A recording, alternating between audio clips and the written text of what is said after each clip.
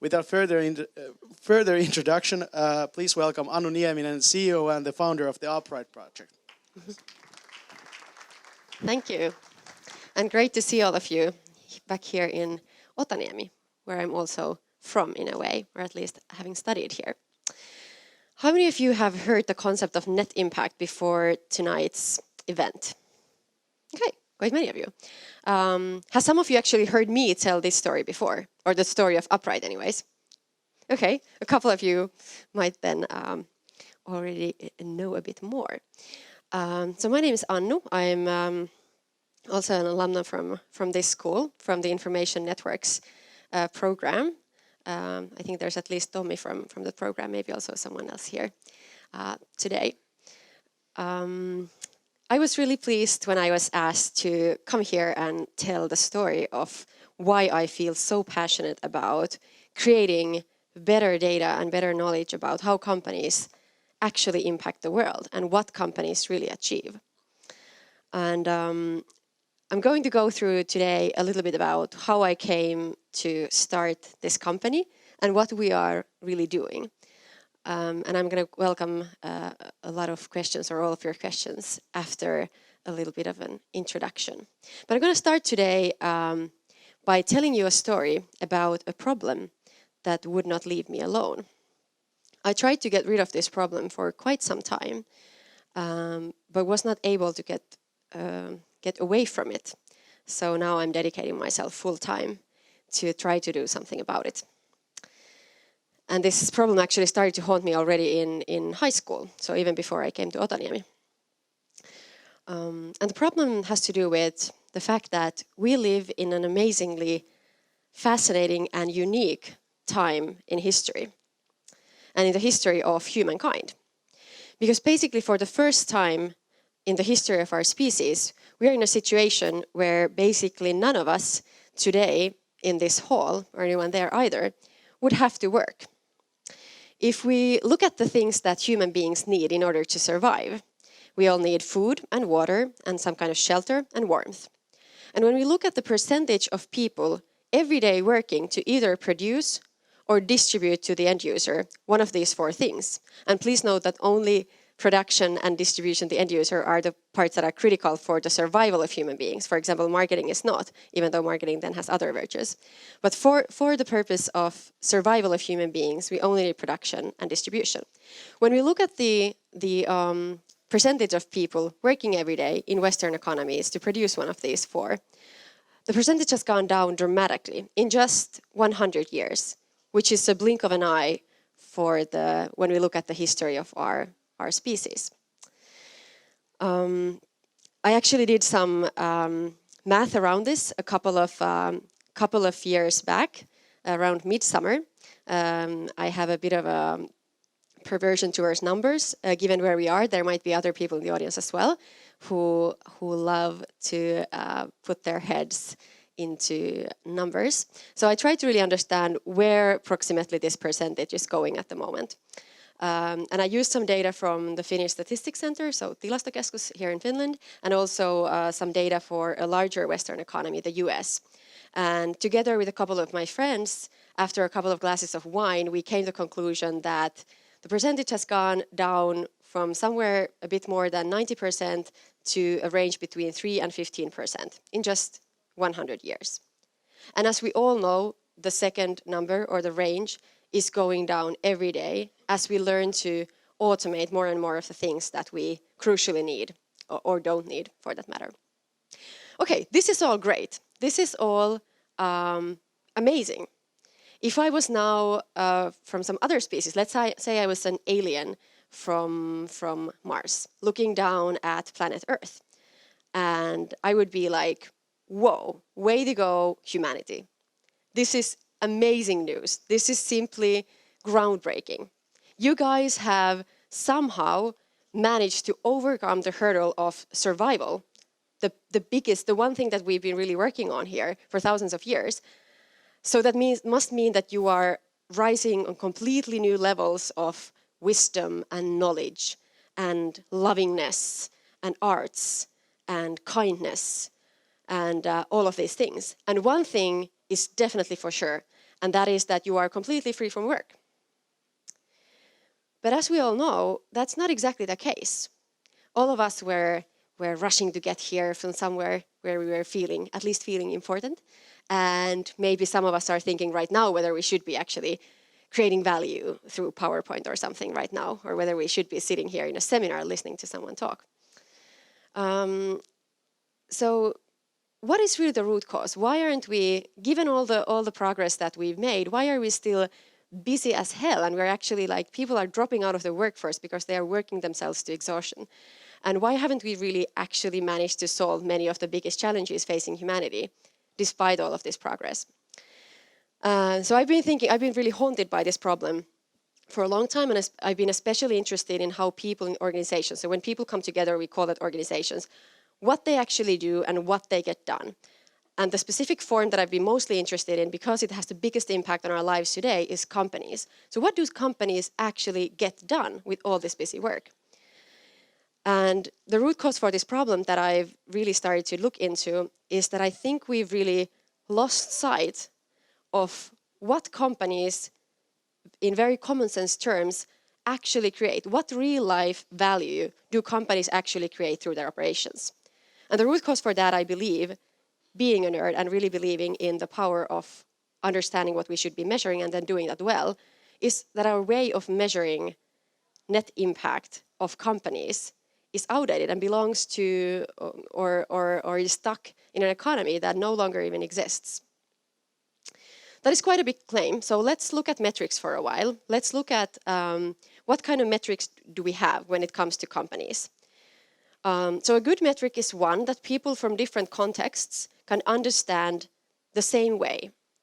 If we look at metrics that are actually high performing as metrics today about companies, we have actually many. We can look at revenue or maybe profit, maybe the growth percentage or the share price. These are all very good metrics, because whether we are looking at a startup from Aalto University or near here in Otaniemi, or a mid-sized company in South Korea, or maybe a large industrial company in Silicon Valley, we all understand these metrics the same way. Thus, we can compare the companies and we can understand what these metrics really tell us about the companies. However, they are all about the performance of companies. So if we know that we are in point A and we know that we want to be going to point B, they measure how we actually get from A to B. How this actually, what is the consequence of all of this is that we as humanity are pretty good at actually incrementally tweaking how we do things. So when we know that we are in A, we know we're going to B, we're pretty good at coming up with new ways from going from A to B. Maybe they're faster, they're cheaper, they're more efficient, they might be prettier, more energy efficient, sexier, more beautiful. But what we're not that good at is determining, is it really point A where we are today? And is it in fact point B where we should be going? We're not very good at determining the what. How does this then manifest itself? Before starting this company 2 years ago, I did a couple of months of one-woman's research around this topic, around metrics that exist for what companies actually achieve and their value creation in Silicon Valley, to ensure that I wasn't just living in a Nordic little nice bubble where things might seem differently than elsewhere in the world. And I looked at how are companies in Silicon Valley trying to differentiate themselves. Yeah, I can actually, that's my bag, I can take it away. So how do companies try to differentiate themselves from other companies in Silicon Valley? As many of you probably know, the competition for the best doers, for the best talent in Silicon Valley is fierce. Everybody wants the fresh graduates from Stanford to join their mobile gaming company or whatever it might be. So I looked at the arguments that the companies use when they try to get the best guys. So they say that we attract the best talent, we grow faster than everybody else, we have all these cool toys and gadgets for our people. Our parties are a bit sexier than everybody else's. And our culture is agile. This used to be a cool word, like 10 years ago. Our customers love us, and our code is just beautiful. Now, this is all good. Don't get me wrong. It's definitely better to do things well than to do them poorly. That goes without saying. But to do what exactly? Now, I made quite a big statement that we are bad at measuring impact and better at measuring performance. But some of you might be now thinking that, but there are some metrics for impact. And you're exactly right. In the past couple of decades, we as humankind have gotten better and actually have developed ways to start to measure some impact aspects of companies as well. And there is one model citizen among those metrics, which is carbon footprint. I bet there is no one in the audience today who has not heard of carbon footprint, both probably personally in your as consumers and citizens and mothers and fathers and sisters and brothers, but also as professionally or academically, whatever you work with. So carbon footprint is definitely a model citizen. Globally, tens of thousands of experts have in one way or another contributed to this metric being born, actually a family of metrics being born. And that's a great start. We definitely need something like this. However, thinking of the initial problem that I told you about and that I actually want to solve, these kinds of individual impacts on or metrics on impact are not yet quite there to help us drive decision making and to make better decisions. I'm going to give you an example of why that is. So let's take a simple example of looking at two companies, A and B. Let's say that the user in the first row now have company A, and let's say that you in the black shirt now have company B. And the only data point that we have from these two gentlemen's companies is that the carbon footprint of your company is X tons per year, and yours it's 2X tons per year. So purely based on these data points we have, we could now make the conclusion that, hey, you win, you're a better person. You, shame on you. Your company creates so much poop in the atmosphere. We're not going to buy from you. We're not going to invest in you. We're not going to work for you. However, if we don't really know what these two companies are producing, what is the value that they are trying to create? None of them exist, or neither of them exists to create emissions. That goes without saying. They exist to create some positive value. If you don't know what these two companies are actually getting done, we don't really have an idea of whose hands is this resource actually at better use. That's why these kinds of individual metrics are a good start, but they are not enough to drive our decision making and to make better decisions. So luckily, we don't just have individual impact metrics. We also have this function at companies called corporate social responsibility or corporate responsibility, or maybe sometimes it's just sustainability or whatever you call it. Anyways, in the late 90s, this used to be a way for companies to differentiate themselves in global competition if they started this kind of a function. Nowadays, it's more of a hygiene level factor that companies, at least after a certain revenue or a certain size, they start to, they have a function, maybe a sustainability or CSR leader, maybe they make a report, they might have a team around it. And that's all good progress in all ways. However, there are still a couple of attributes in the current way we talk about impact in companies that show that the field is still quite immature. And there are a couple of things that we at Upright really would like to challenge and accelerate and take to the next level. And the first one of them has to do with the fact that we are still quite stuck at minimizing bad stuff, minimizing minuses. So let's say that how this might show up is that a company could make a list of some suppliers that have been caught of doing some naughty things and say that we no longer play with these guys. Or another example could be that we at Upright mostly work with institutional investors these days, so like pension funds and asset managers, banks, PE and VC. And for even the best global institutional investors today, many times the algorithm for forming their sustainable fund, so they might have, for example, 40 normal funds and then a couple of sustainable funds, is still largely of ruling out. So let's take a normal fund, let's take out porn and cigarettes and tobacco and or cigarettes or whatever, like oil or something, and now it's a nice fund. It is definitely good to react to bad things. And that's why this is a good start. Starting to react to negative things is important. I'm not trying to make that look bad. But as we all understand as adults and as people who also understand the mathematical side of things, just minimizing the minuses does not take us to a very good place net-wise. Neither is just maximizing the pluses. It is just as childish to just think that like hugging dolphins and making bags out of hemp is going to save the world. We simply need to look at both the resources the companies use and what they get done on the plus side and see what kind of ratio is built. That's why we concentrate on this in this term we call net impact. The second handicap in the current discussion has to do with understanding scale, which we really don't these days. We can see all kinds of we're going to ban straws type of campaigns from McDonald's and Hesburger out there. Or then we might see a mining company coming out proudly to say that, hey, we are starting to use recycled office paper. Which might at first sound good, like recycled, probably better than not recycled. However, when we start to a little bit more in detail think about this, we understand that, wait, under no logic is the choice of copying paper among the top 100 impacts for a mining company, or even the top 1,000 impacts for a mining company.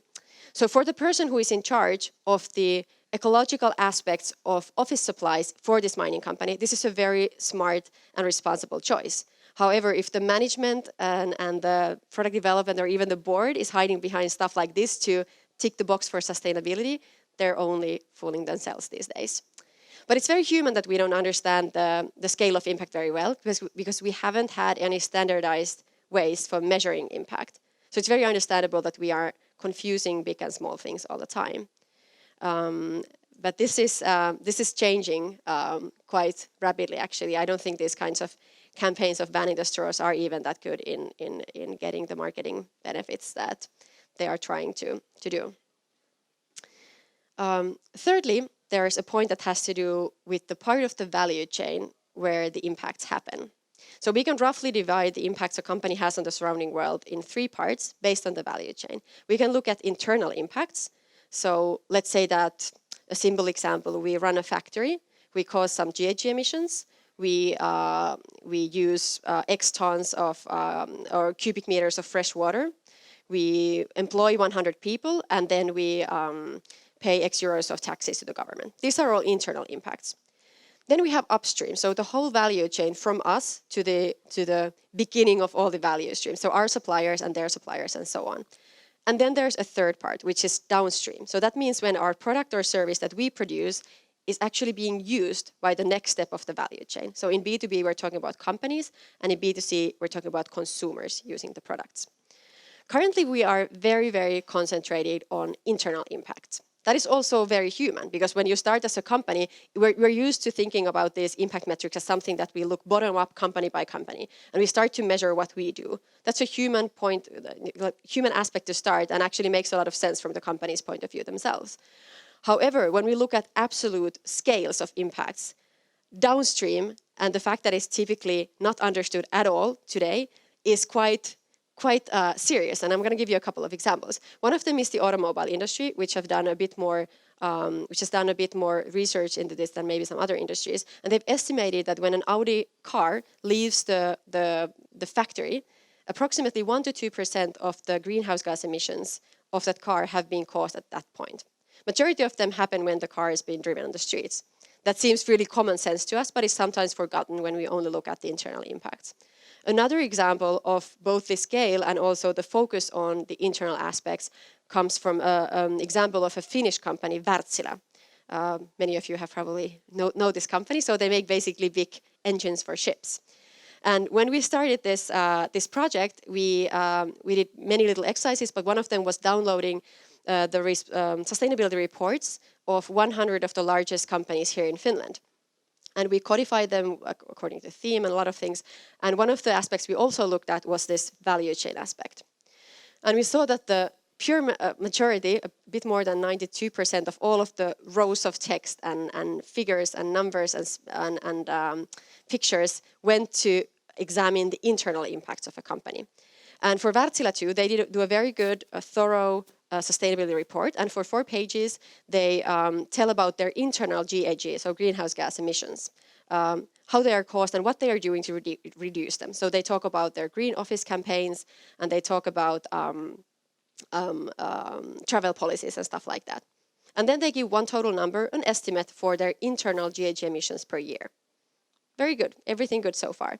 But in the same document, a couple of pages later, as an anecdote, they mention about one of their products, a CHP plant, so a combined heat and power plant, that also enables certain types of GHG emission savings when it's being actually installed and used by their customers. So in this case, a large naval ship, basically.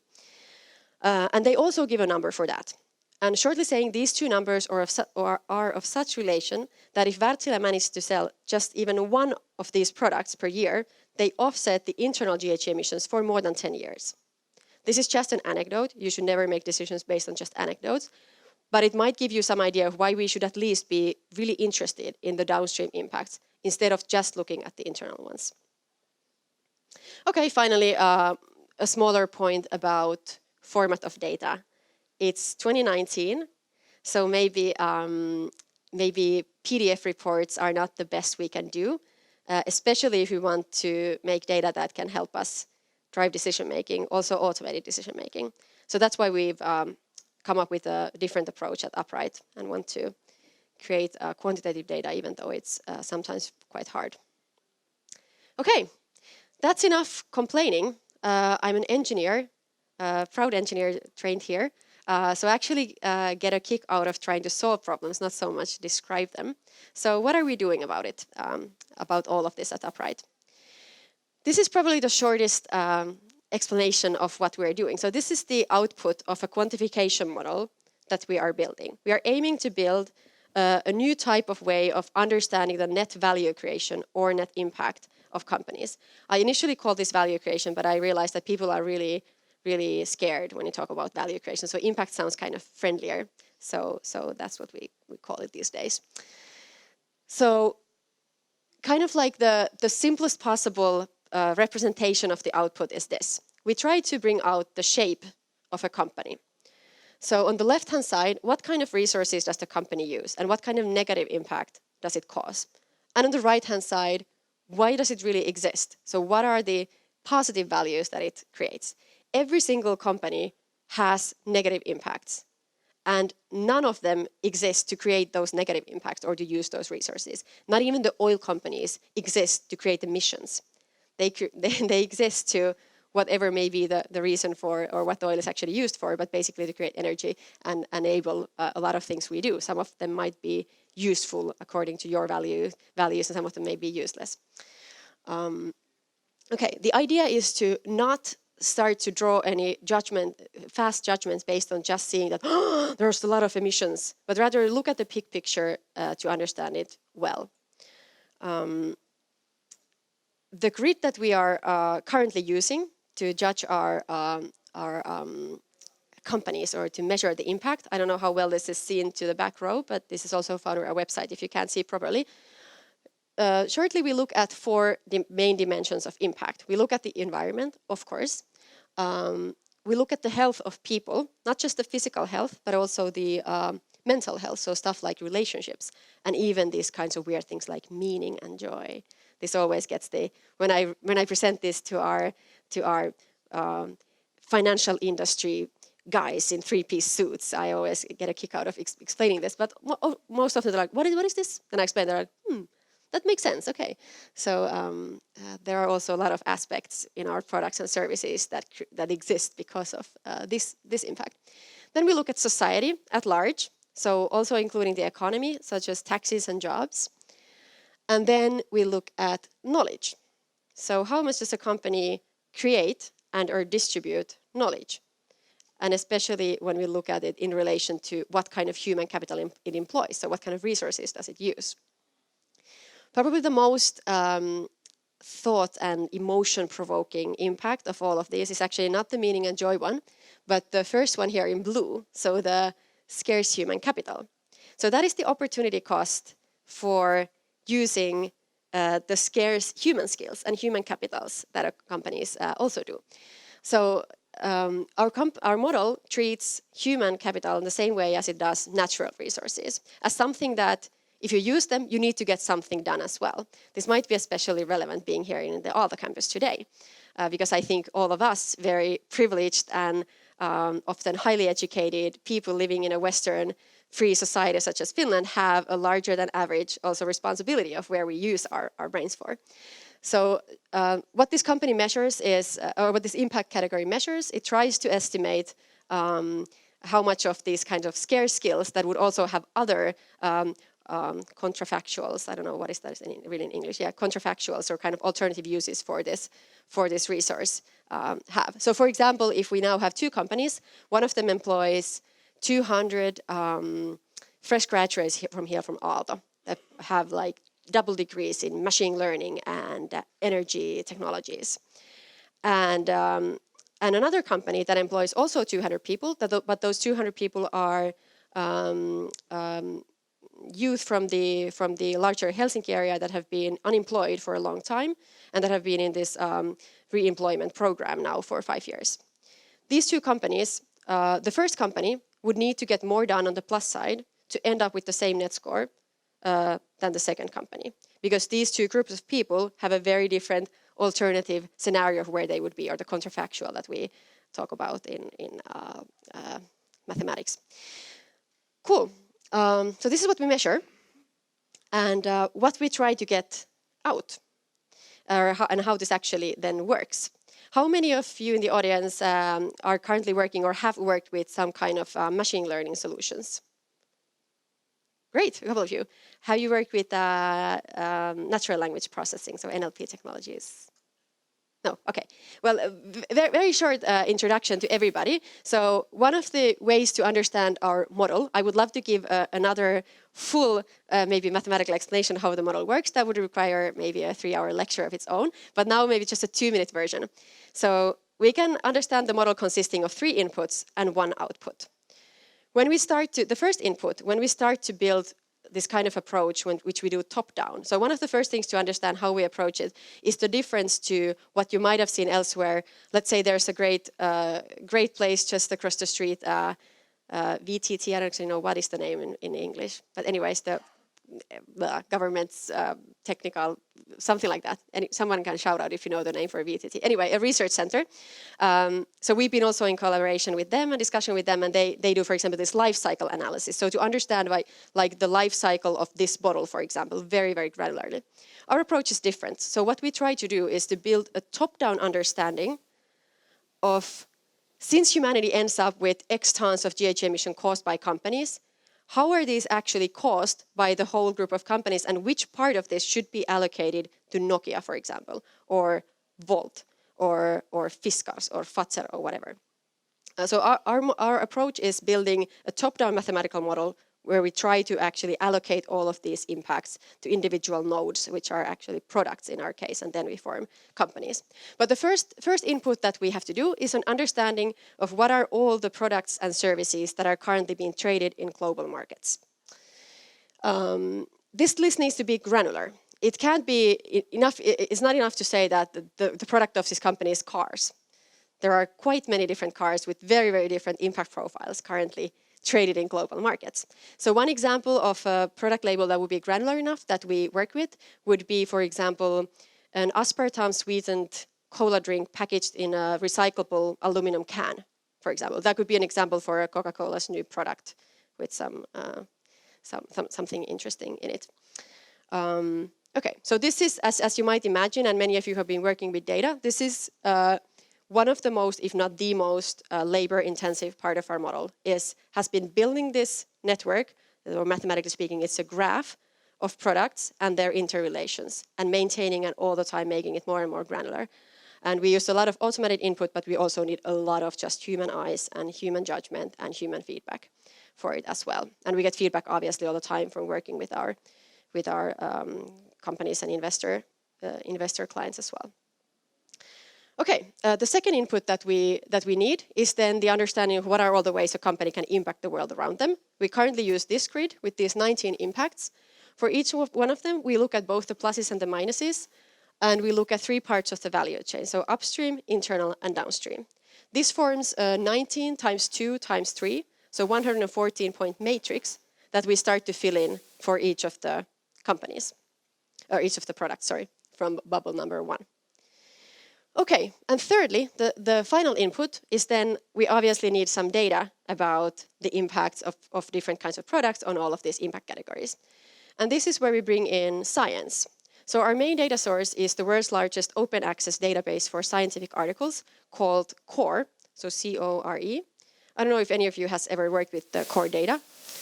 It's pretty cool, and nowadays the largest global project. If you want to understand, it has now 135 million scientific articles, so my information there is actually a bit outdated.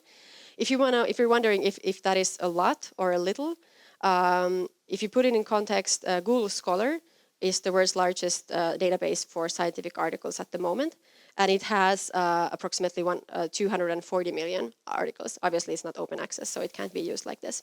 So the core has about a little bit more than half of that whole global coverage. So far, this number has not been the bottleneck for our analysis, and we haven't yet found any areas where the core database would not be sufficient for our purposes. Cool, so what we then do, we take one product from ball number 1. So let's take the cola drink, for example. We take one impact from ball number 2. Let's take those greenhouse gas emissions on negative side in downstream, for example. And then we ask the third input, what do you know of the impact of this cola drink on these GHG emissions? And that's where the core of our IP comes in.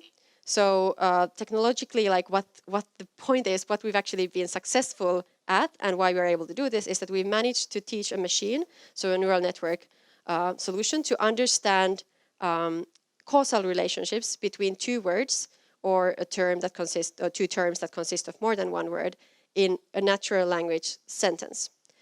So why that's relevant? That allows us to read these articles by machine. By human, this wouldn't be possible, even in our lifetime.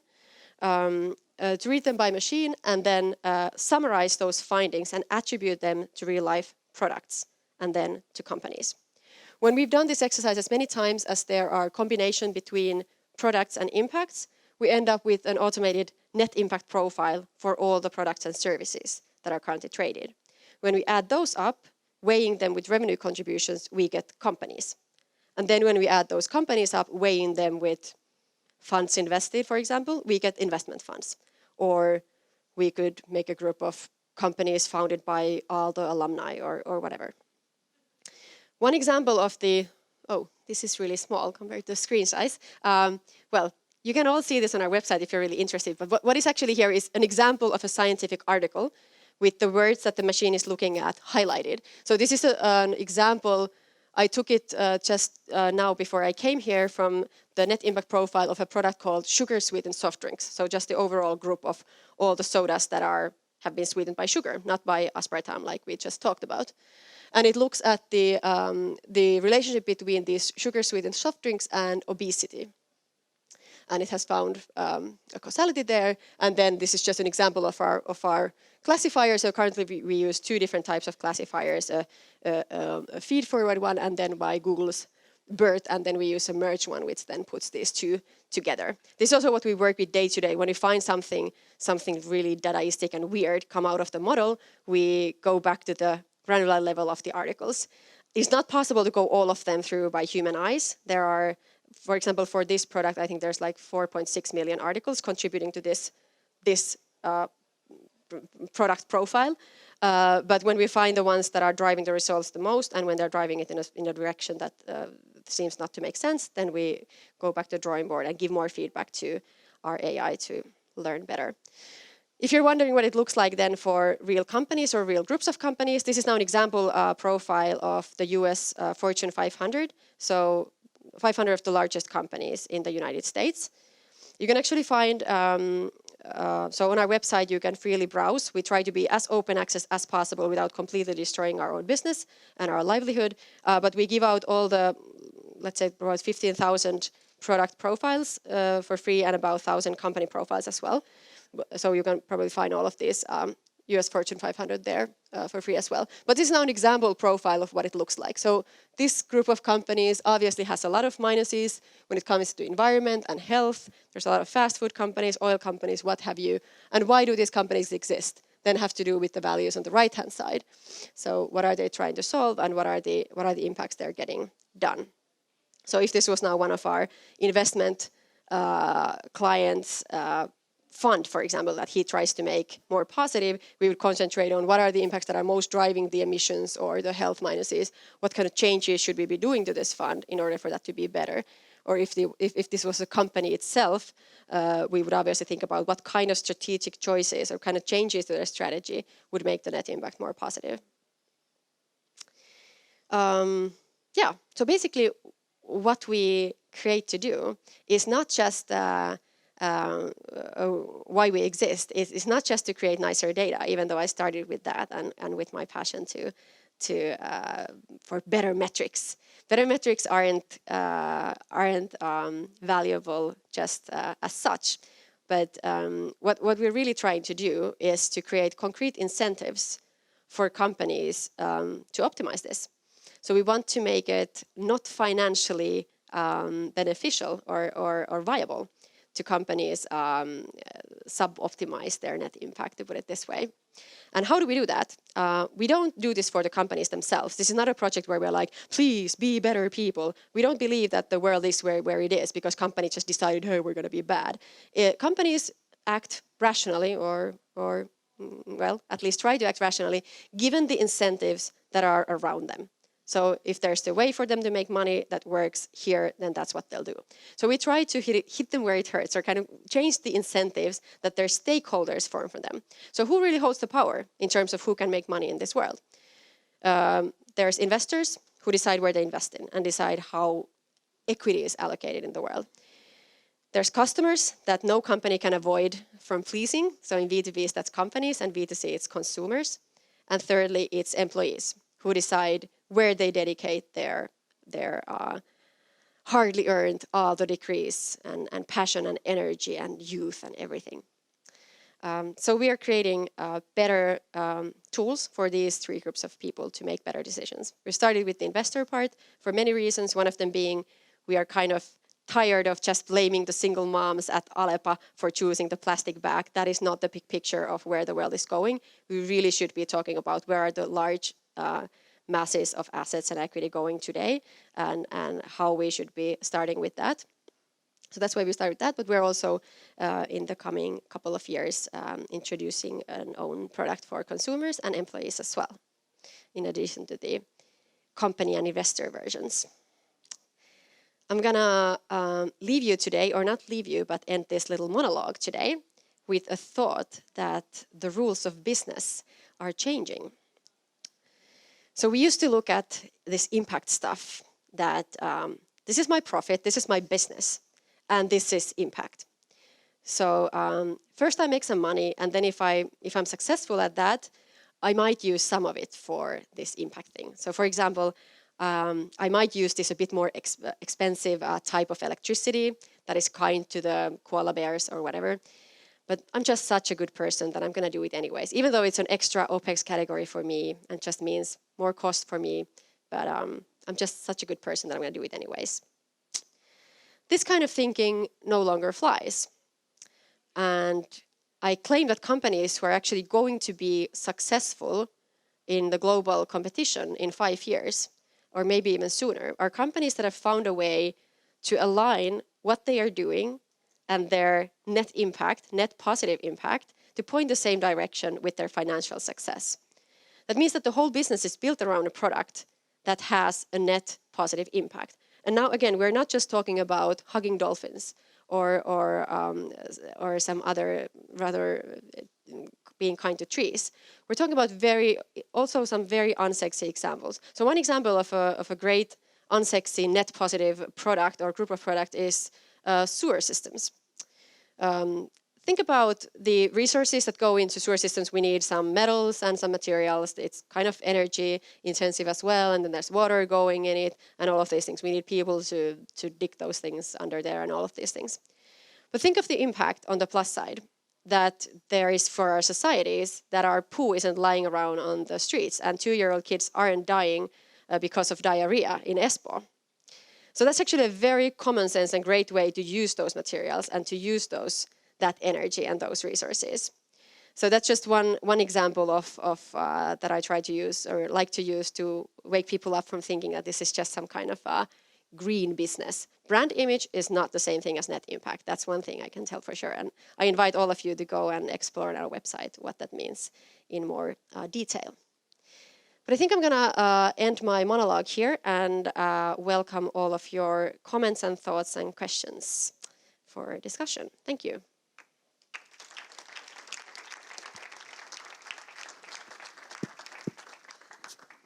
Okay, so who's going to go first?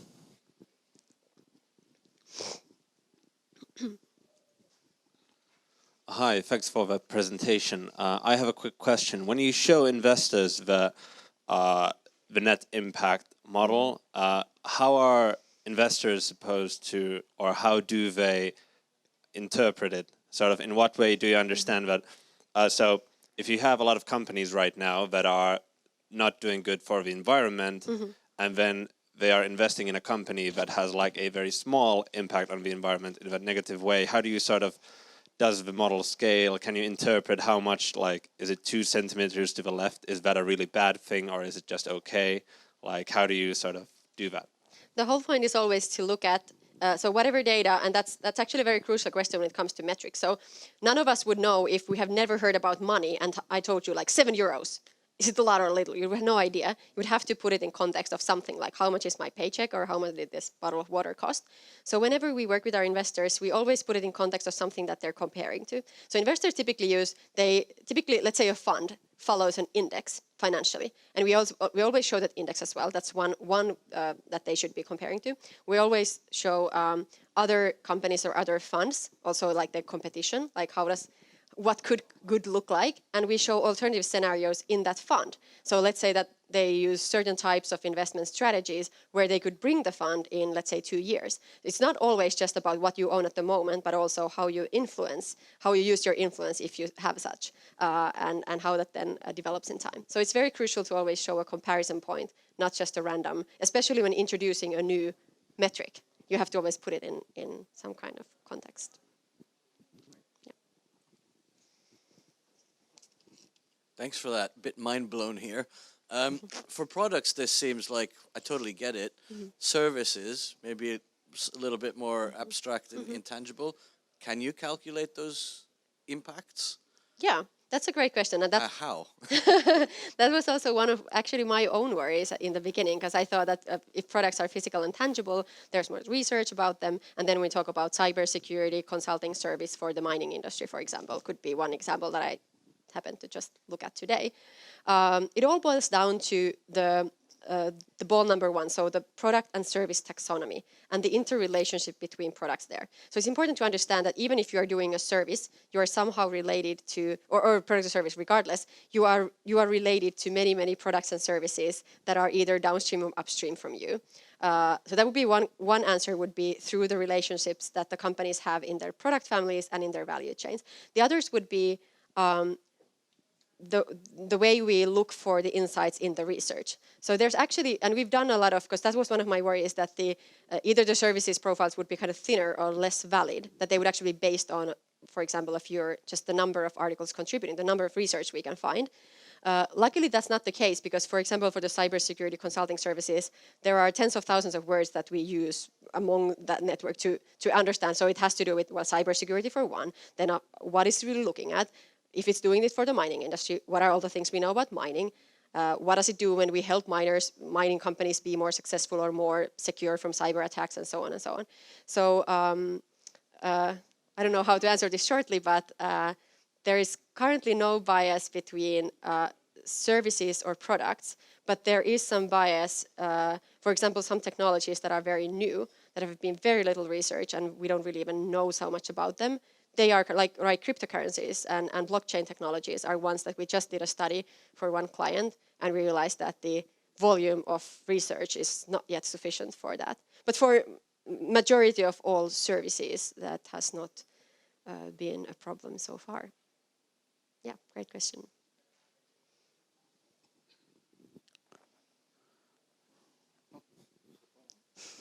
Hi, another question. As you have the 19 different, what did you call it, variables you're looking at, how did you choose those, or how did you prove that these are the necessary 19 ones and not just, some arbitrary 91? Yeah, that's also a great question. And that's actually one of the areas that I thought that, okay, how is this going to work? Are we going to make a committee to put this together? Or are we just going to put something out there and then bash them and then rebuild and so on and so on?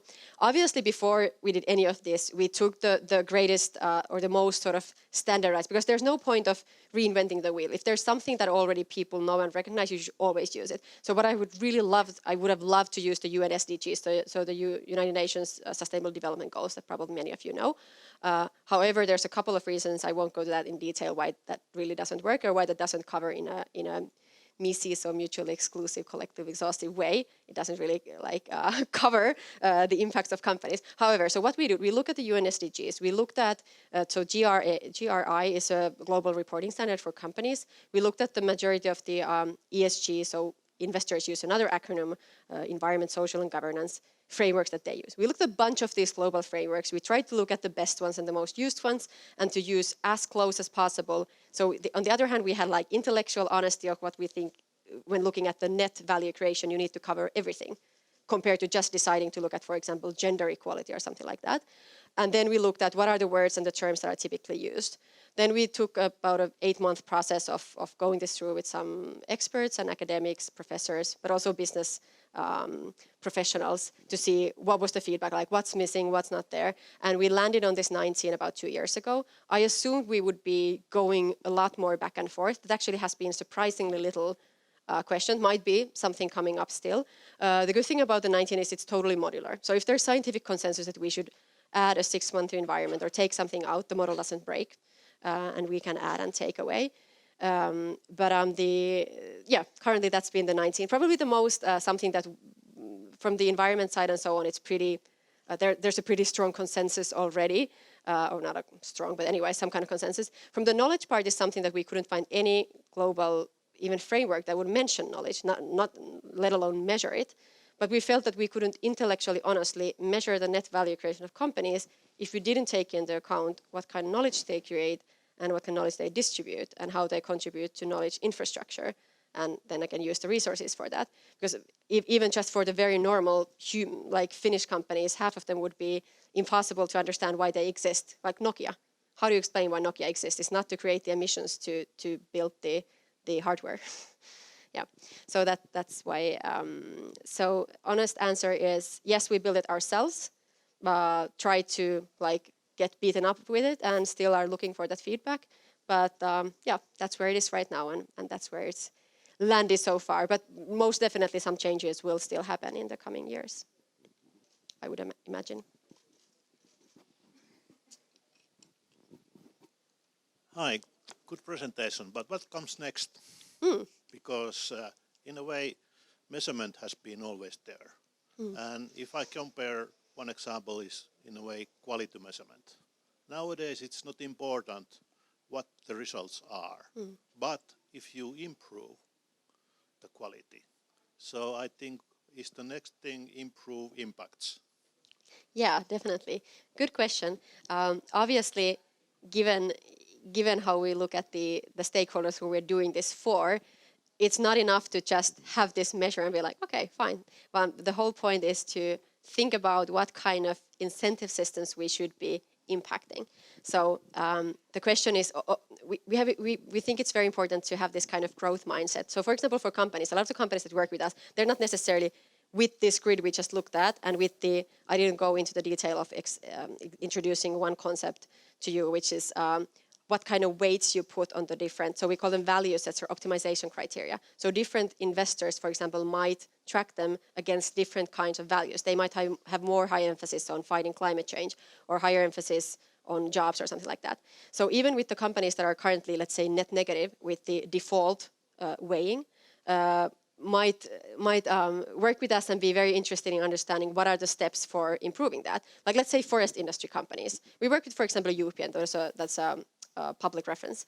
So, for example, it's not like we are bringing them information. Oh, you create emissions. Of course, they know that. They're in forest. They've been doing this for tens of years. So the question is, what do we constantly do to improve? And our role in that is, if you ask, like, for us, what's the next step? Our role is not to go into consulting. That's something we've been a kind of strong strategic choice we have to make, because we simply wouldn't give this model a chance if we went to that at all. So right now we are giving this data for other people who are working as consultants or not giving, they're buying it from us, but as consultants or as marketing organizations or whatever, helping the companies to improve their net impact. That's, of course, the whole point. And then for thinking about, the one thing is for the companies themselves, but then, of course, through the stakeholders, our aim is pretty ambitious in getting this to be a global standard, or at least one of the global standards that are emerging for example, fresh graduates from Aalto, when they're thinking, okay, now I have this marketing degree, and there's these 16 companies that would pay more or less this sum of money. What do I actually want to put my everyday efforts into, and use something like this? I don't really even care if it's ours or what, but something to give more facts, not just the marketing slogans that they happen to hear in recruiting events, but actually use some facts to see, if I want to live according to these values, which of these 16 companies should I work for? So these kinds of mechanisms. But great question about what to do with the data. Everything's... Oh, where? There.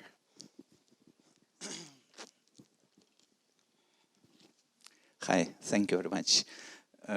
Two questions. First, if there is a second opinion, like your competitors in the world, do you know, so maybe other company has other methodology of measuring the impact?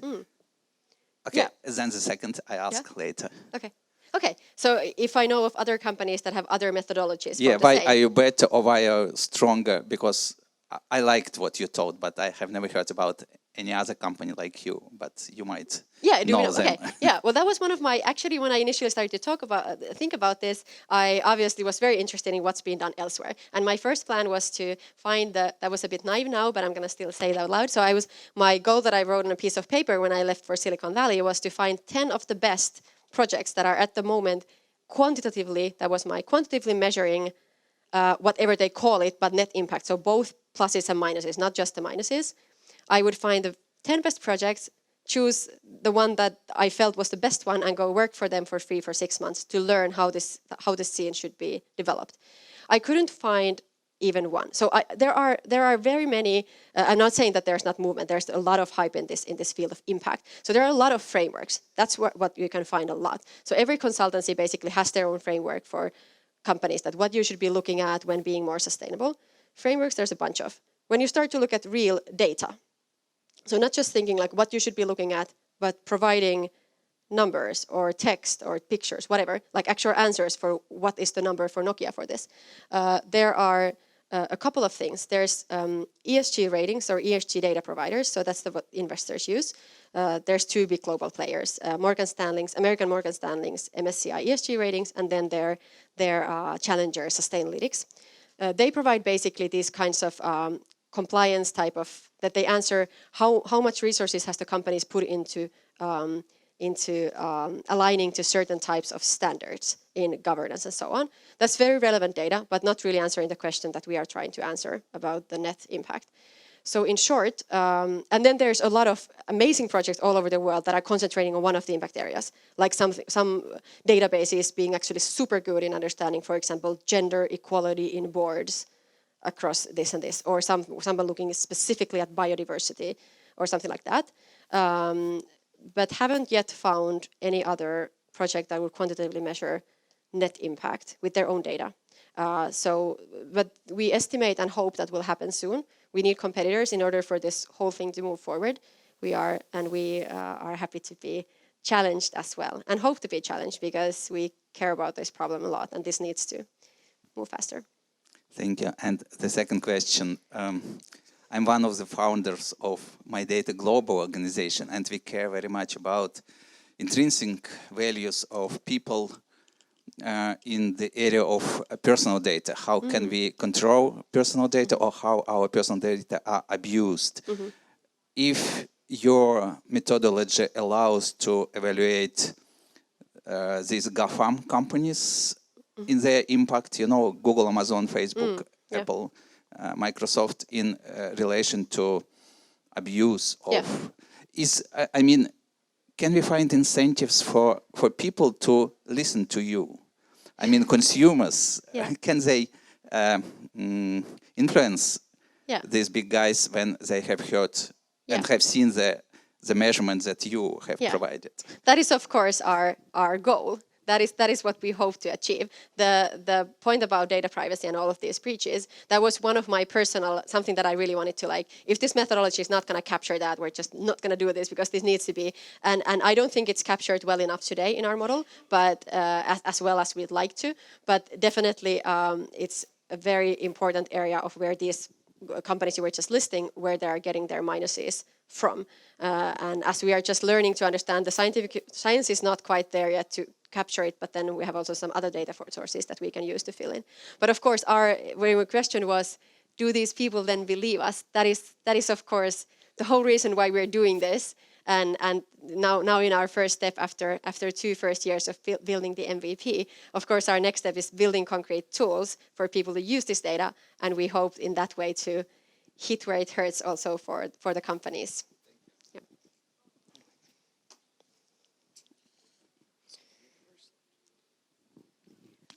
Hi, Annu. I don't have a question, but I have a comment.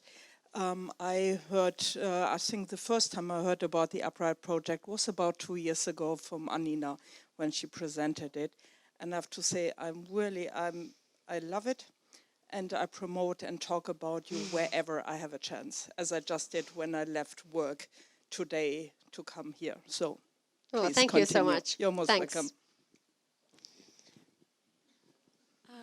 Yeah, so as you know, companies are very profit oriented, and basically they speak language of money, and they are struggling to turn these impacts into quantified form.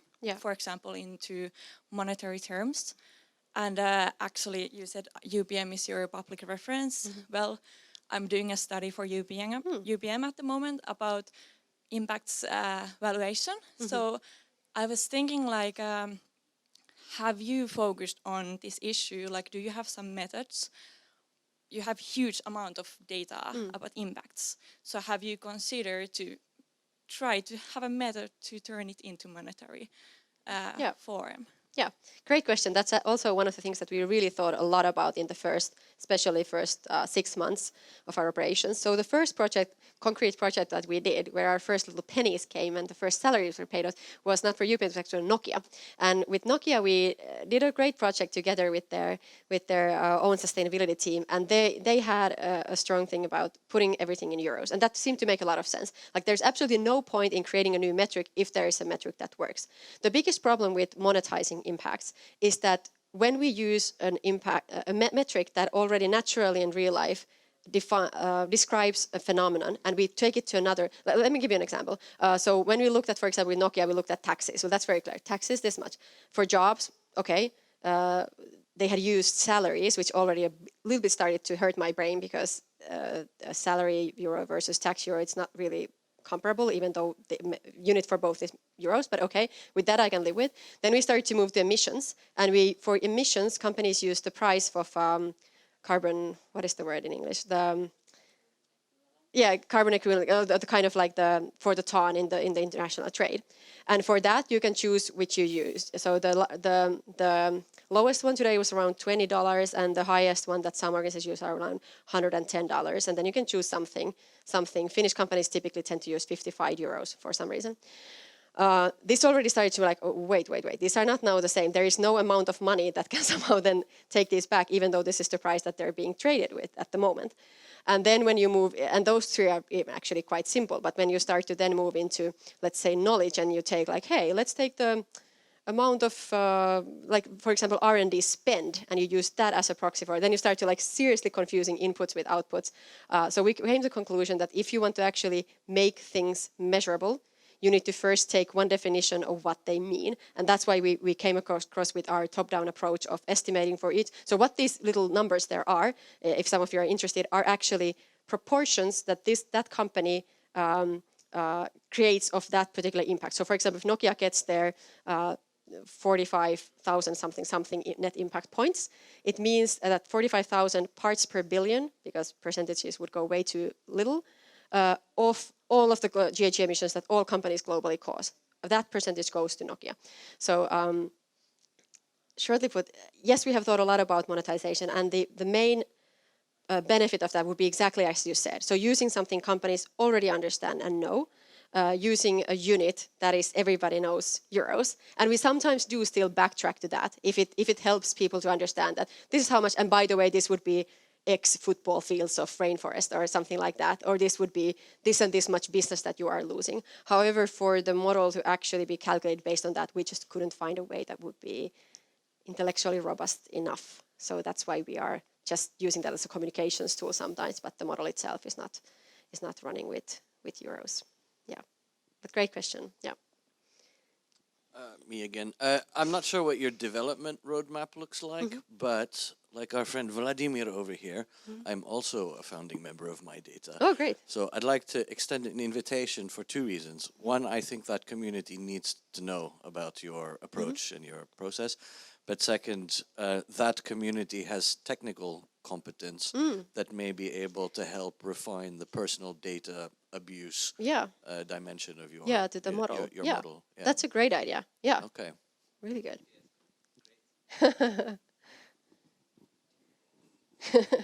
Other questions? Oh, there. So you mentioned that you're using 130 million articles, right? How did you build the neural network? I mean, it would require labeling all of those if you would use supervised learning. So yes. What kind of approach did you use? Yes. So we did quite a massive labeling, so training data building process. Not obviously all of them, but we needed a training data set. So in the first 8 months, we did something that all of our mentors were against and say like, oh my God, what the hell are you doing? Like, you're trying to build this amazing model, and now you start by using basically everybody that you've hired to do this and really like highly skilled, all the graduates and everything, to do this kind of monkey job of hand labeling these scientific articles. But that was basically the only way, and that was a risk that paid off. But first we hand labeled. So we read through a little more than 33,000 scientific articles for these causalities and marked them by human hand. And that's how we taught the NLP to do the task. And that was probably one of the biggest risks that we took in the beginning, because it could have not worked as well. I mean, we all know about machine learning that the one thing you know, you never know what really works, and you never know if it actually happens. Of course, we did small tests with smaller parts. But yes, so we have actually made the training data ourselves, and that's one of the few things that we don't give away, and that's one of the few things that are kind of like hidden in our AP or in our IP, or kind of like how we've done the network. Yeah. But that's actually an interesting point, and often comes with when majority of people have not worked with machine learning solutions before and are struggling to understand what is AI, and it's not really magic. It's often just this kind of like pure work. Luckily, most often you don't have to do the training data yourself. We couldn't find any solution that could. Obviously, we utilized everything that we could find, and Google did some good publications at the same time that we were working. But this training data for this specific task we had to do ourselves, and that was crazy work. But we also managed to have fun. So we called this one hand classified article is called a hot dog, because I don't know if many of you have been watching the TV series Silicon Valley, but there they have this task, this monkey task, that one of them is that they are teaching an AI to understand whether a picture is of a hot dog. So then all they need to do is tell a label like hot dog, not hot dog, hot dog, not hot dog, and we kind of called them hot dogs to make it more fun. But actually, the task was quite difficult. It is not that easy to read scientific articles and to state very clearly whether this stated a causal relationship between this and this object or not. So it requires these kinds of super smart people that we had working. We try to also outsource it through some kind of mechanical Turk, but it needs to be pretty smart people doing it, because it's not that easy. You need to also have some kind of experience of reading scientific text fast. Yes.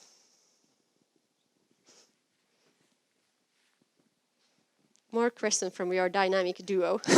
Yes. It's maybe not a question, but a comment or what I wish to share with you. Have you heard about the company Sidot?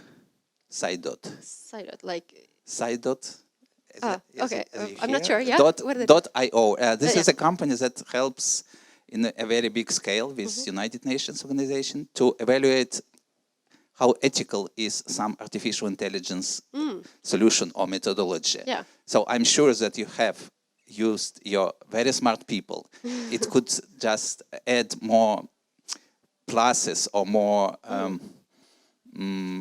value, more weight to your solution. Yeah. I advise you to, I will write it down. Yeah, okay. Yeah, the people that sounds sit a couple 100 meters away from this place. Okay, cool. In Yeah, our I'd love office. to meet and them, yeah. That's why I know them. They're Yeah. like were half finalists at the Slash now, so they are really doing great job. I advise you to use their experience. Yeah. Thanks for the advice. That's very Okay, good. Yeah. thank you. I'll get the name from you. Yeah. Cool. Any other questions? Is everything? No. Parek. Thanks. So you have a lot of articles that you use, but speaking of algorithmic fairness, what if there's like a huge imbalance between the types of articles you have? For example, I would imagine big brands like Coca-Cola have like tons of research about them, and inherently in machine learning, the bias you're going to have in your output depends on the bias you're going to have in your input, like in this case, the articles. Have you done any research or just looked into whether there is something like this happening beneath the hood? Definitely. That's probably like the first thing that we were worried about when we decided to use scientific articles is the overrepresentation, underrepresentation. Certain impacts have been studied more than others. Certain products and services have been studied, and certain just phenomena. We don't study Coca-Cola in the articles, but we study like sugar, sweetened soft drinks, sugar, everything to do in there, and so on. But there are still a lot of under and over representations. For example, in medicine, there's looking at diseases mostly suffered by people in Western versus so-called third world countries. The underrepresentation for the certain companies is huge. So one of the first things that was very important for us to build in the algorithms is to not let the over or underrepresentation of the amount of research to impact the results. So basically, I don't know how to explain this in a clear way, but just to say that yes, this bias definitely exists, and not just under and over representation, also a lot of like trolling going on. Like we found this massive amount of Polish articles, so scientific articles published in Polish, that were financed by the Polish dairy industry about how dairy makes you happier, dairy is just absolutely needed, and all of this like random stuff. Of course, there's a lot of things that we can do just looking at we use the articles. So when we rank the articles, also how much they weigh in the analysis, we can use, of course, the year, because some, let's say, articles from the 40s about cigarettes are not really saying what we now believe to be true. We can use, of course, how much it's been peer-reviewed and what kind of journal it's being published in, whether it's a thesis or actually a peer-reviewed article, and so on and so on. So that's typically a good way to get rid of the trolling stuff and the like science or like articles published or financed by Coca-Cola and stuff like that. But obviously there are still biases. But the examples you mentioned have been pretty easy to rule out. But still, there are like one bias could be that humanity has just never even studied or thought about some kind of impact. If science doesn't know it, then we don't know it either. So that's a bias we always live with. Yeah. Cool. Thank you so much for all your great questions and your concentration. Everything is crystal clear now, huh? Okay. Well, I guess it's time to thank our guest, Annu. Big round of applause. Thank you. Yeah. It's fun meeting you.